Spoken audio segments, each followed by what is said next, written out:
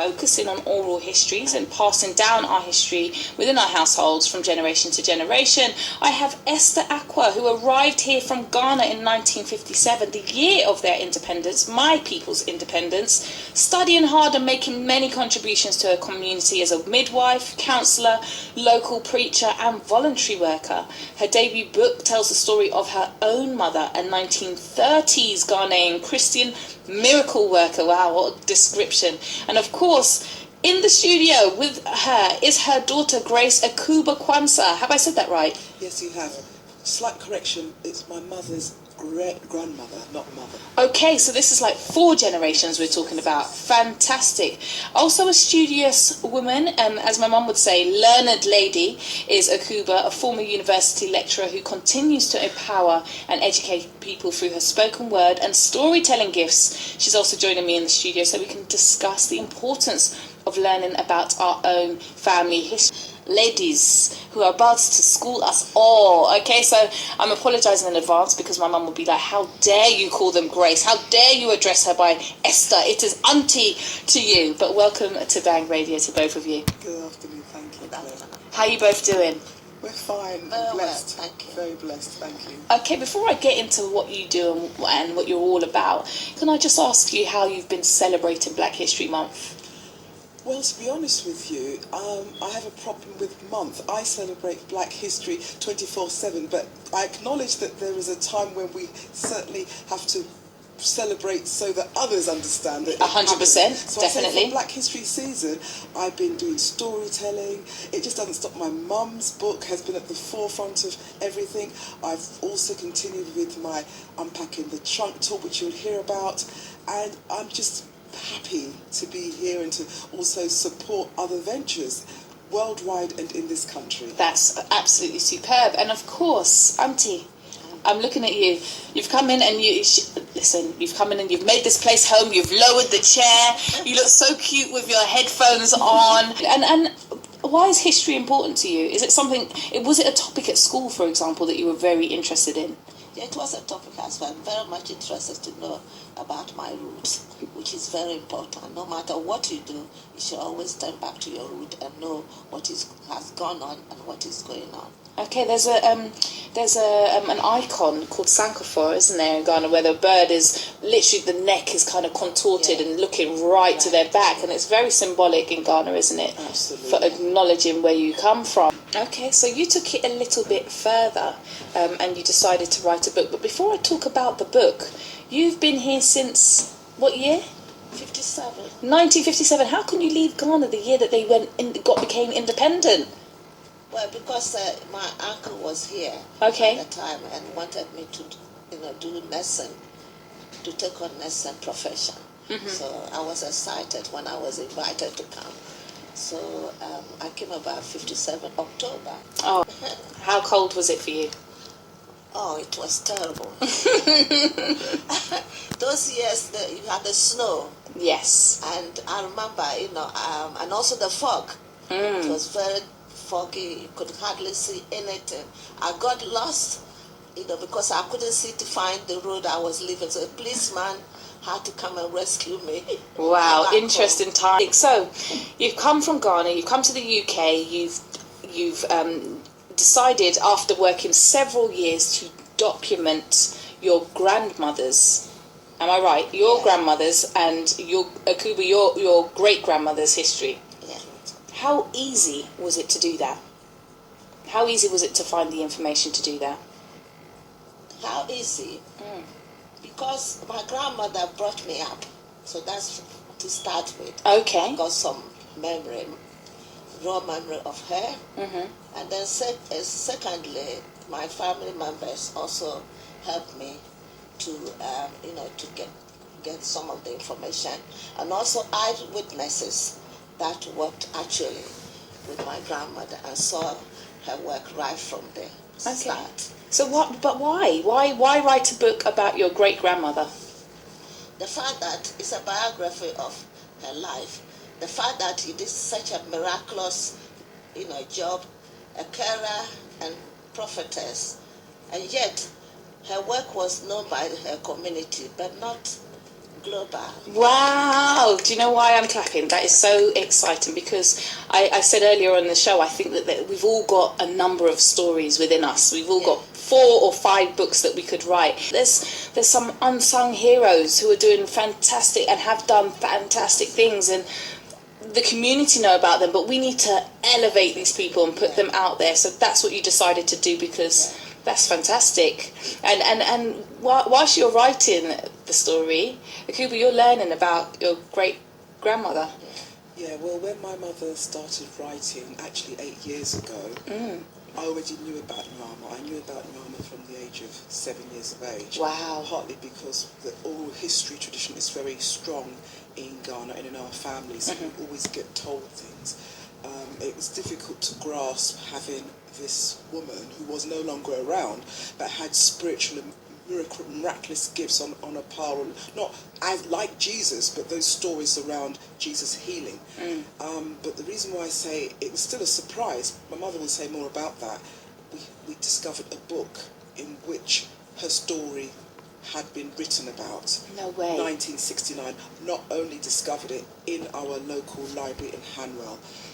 So it seemed that, wait a minute, these stories Mum's been telling me, they're here, because when you're in the so-called Western world, the written word is Facts. more important Definitely. than the oral word. I question that, but, Well, the question, let me put this to you. With the oral histories, yes, they're very pertinent, but the whole thing of Chinese whispers, someone says something in your ear and it gets changed along the way. So people prefer and believe it when it's in black and white, but if it's orally, sometimes the message gets changed along the way, perhaps. The message changes, but we must never forget oral history. So it's good to have both. Yeah. And obviously this is why this has come about, because the written word documents history that won't get lost.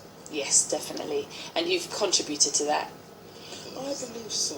Okay. My mother is the one who has done this. We're going to talk more about that. I'm just going to remind the listeners that we are looking at our histories. We're looking at family histories. I'm asking you how important it is to know your family history. Is it more important than knowing, if you're black, for example, about black or African history, full stop? Is it more important than knowing your community histories and the impacts that the colour of your skin or the peoples who derive from places where you have the same complexion are residing? Is it important to know? To learned ladies, as my mother would say. In the studio, talking about oral histories, I'm here with Akuba, who is the daughter of Esther, and we are looking at their documentation of their own family history. Now, we're talking about your book. What is your book called, Esther? My book is called Mami Nyama, Ghana's Undiscovered Divine Healer, Prophetess, and Carer. Okay, now, being that I was born here and I went to Ghana for the first time when I was 11, and I know that many of my UK born or friends, they would probably go, Mami Niwia Ama. Okay, so make sure I say that again. So Mami Niwa Ama. Mami Niwa Ama. Okay, I think that's deserving of an extra piece of chicken for my parents this Sunday. Ra is the 9th born of a child in Ghana. Okay, so is that Ama is a Saturday born girl. I was born on Saturday, Amma. So you're Ama. Yeah, and we like to party, the Ammas, don't we? I know, and I'm Amas myself. Okay, so we can party after this next week Saturday. Let's plan something, yeah? Fantastic. So you've said that it's taken you 8 years. You started writing this book 8 years ago. Yeah. That's a long time ago. Long time ago. Okay, but did it take you that long to collect the information or gather the information? No, the information is served because the eyewitnesses were keen to supply the information, and I had my family also contributing. Also, myself, I live with my grandmother, so that didn't take long. Maybe about 6 weeks with my computer recorder. Okay. After going through all the formality, ethics and things, asking permission, it took me about 6 weeks to collect the information. And then by writing the whole story, it was about 6 months, very quick. But they had time to sit down and proofread, and that is the reason why it took long. Because a chap took it to the USA, And that alone took about 3 years. Oh my goodness. So it's been around the world, this story. Well, at least it's influenced people internationally already. Exactly. And Akuba, you said that at 7 years old you kind of had an idea about what your great grandmother had been doing. So how did you get that information? Well, firstly, I'd like to say that prior to 7, I'd spent a couple of years in Ghana. Okay. From 66 to 68. Okay. And I didn't know my mother very well, but when I came to live with my mother, I got to know more about my family. So the Ghanaian family in Ghana was seeing me on and off from Inzima to Accra. But what I learnt from my mother is that Nwama was somebody who was very powerful. My mother, I remember at a very young age, she had this bottle of water in her room. And I understood even at the age of 7 that this water came from a well in Atwabo, which is where my mother's town of village is, and that's in that town, Atwabo, is where this place called Jerusalem Compound is, where Nwama had her residence and did her spiritual work. So looking at this water in this bottle reminded me of the holy water that, in fact, whilst I was in Ghana, I went to a Catholic convent, Ola, and many people know Ola. It's very close to the famous Elmina Castle. So it just seemed strange as a child, you know. On the one hand, I've got this family member who's got these spiritual gifts, and I can see some remnants of it. But when I read this book, that was really mind-blowing, because it's just a short chapter which told me and the readers about a woman who was in church and had a calling to go out of the church, was judged by the minister in the church as behaving wacky because she seemed to be talking to someone no one could see, ran out into the community, started hearing these instructions and was instructed to pick up, dig the floor, water, have a well built, and so on and so forth.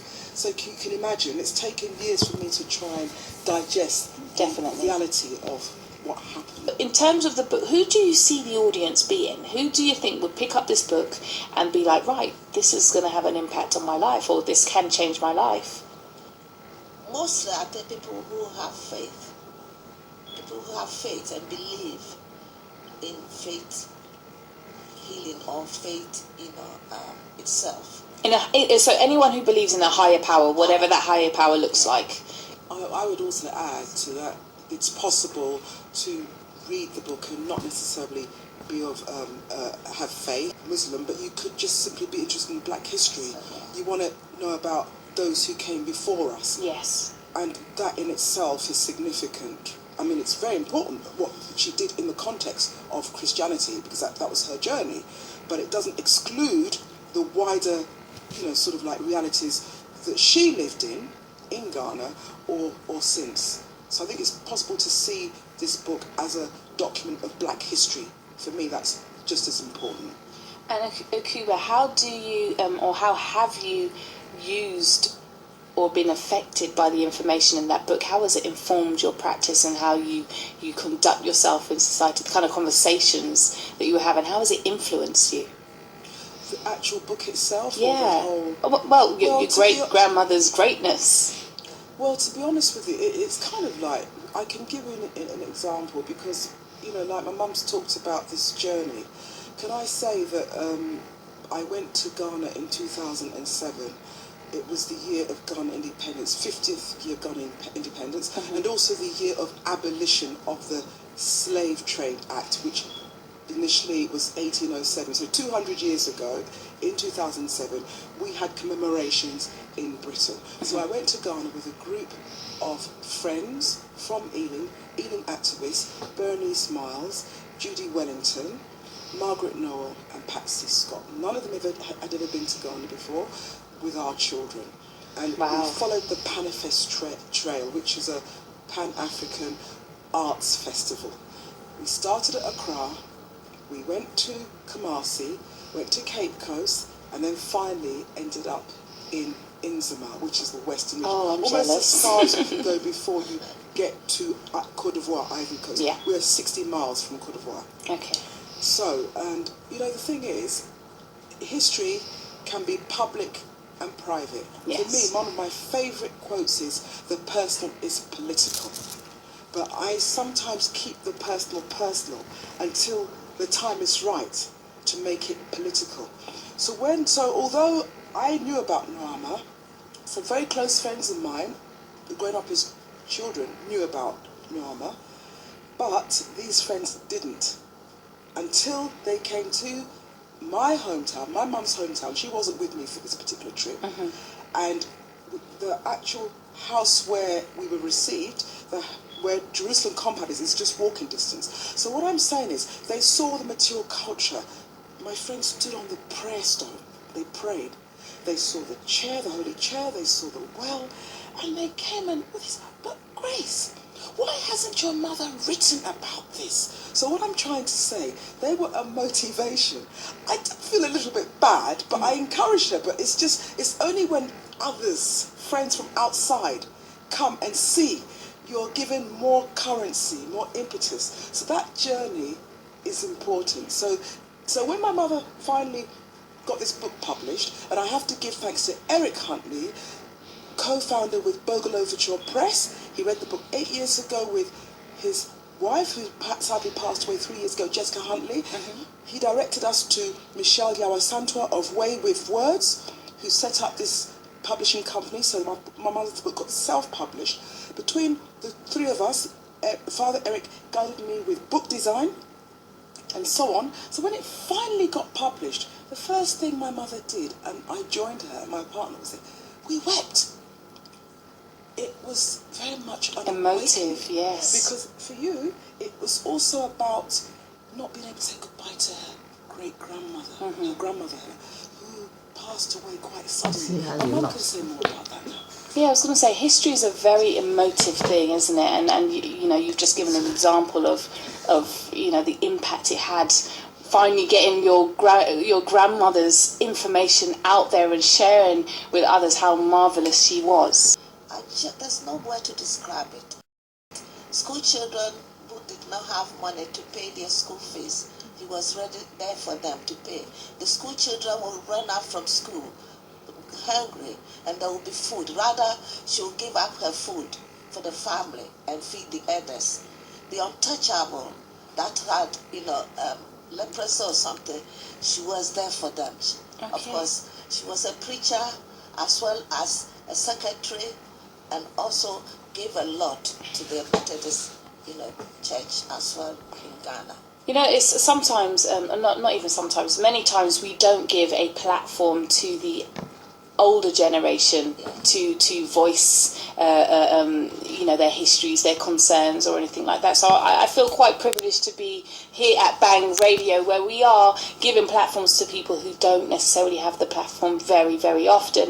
And it's great to hear about your great grandmother's experience. No, I'm in conversation with both Esther and Grace, who are talking to me about oral histories. Quite interesting stuff going on here for Black History Month, although Akuba is quite right saying that it's not about Black History Month. I like Black History Season, because you celebrate Black history throughout the year.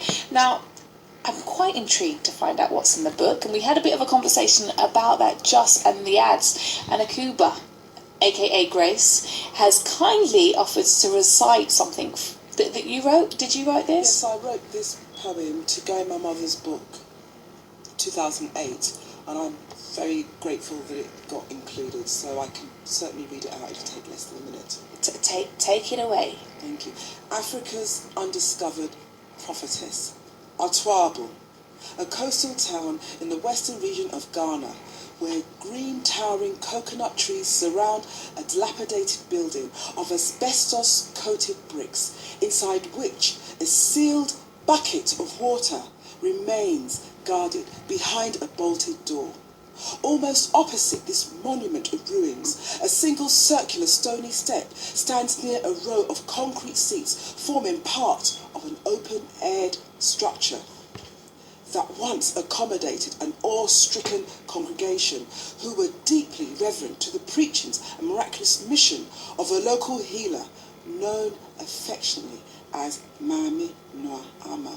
Remembered by family members, especially elders, daily visits are made to pray and make use of the sacred waters, which remain a lasting legacy after her mysterious disappearance in the Holy Week before Good Friday, in a boating tragedy around 1952.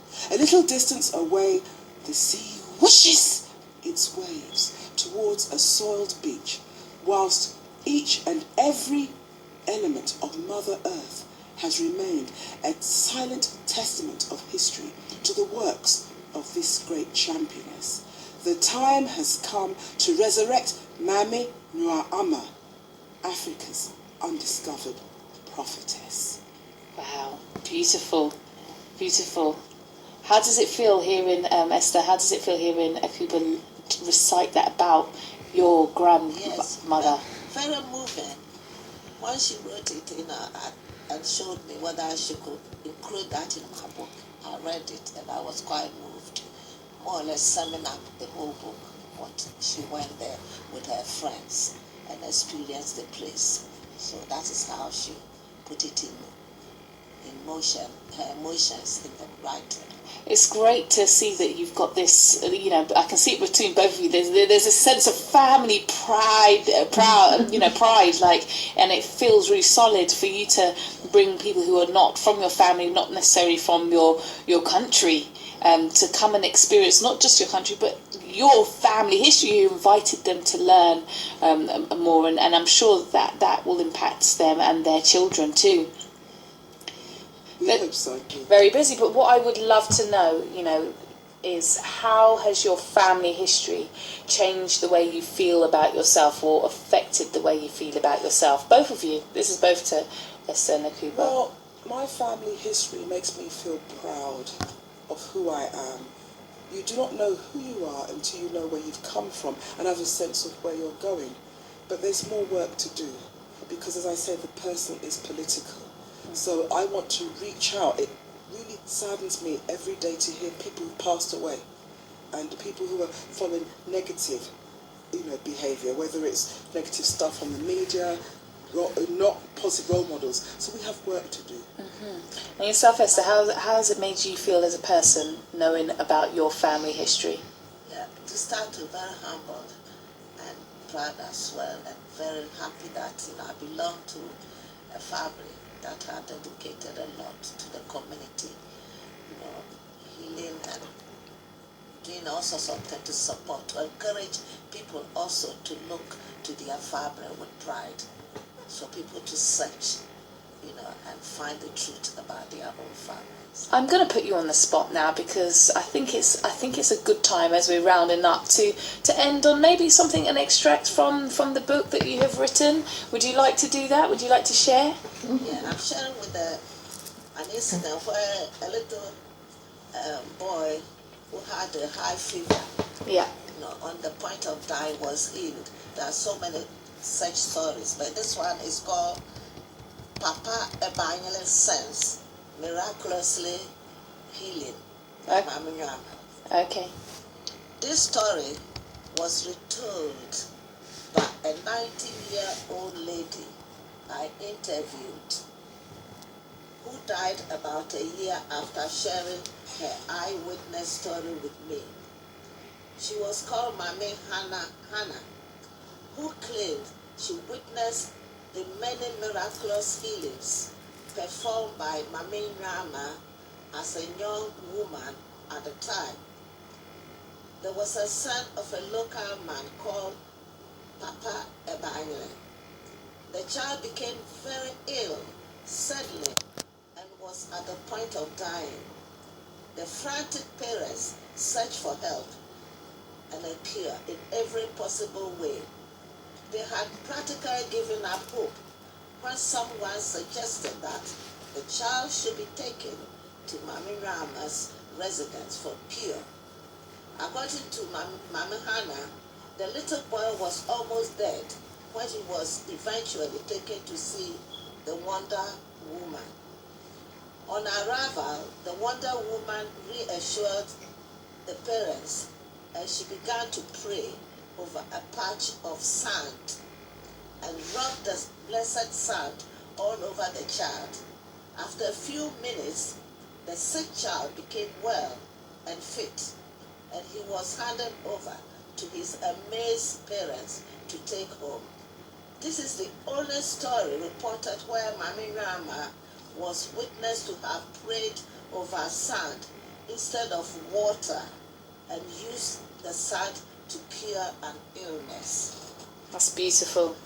Very inspiring. And both of you were smiling. The way you both came away from that and you're just grinning at me like, yes, we got an opportunity to share that. No, it's lovely. So much. Lovely. I thank you both for coming in to share how important it is to understand your family history, especially, as we are looking at the season of Black History. I don't think you can separate the two. The first question, Black history, family history, the two are connected. Well, you've concluded that for me perfectly. How can people stay in touch with you and find out more about what you're doing in the community?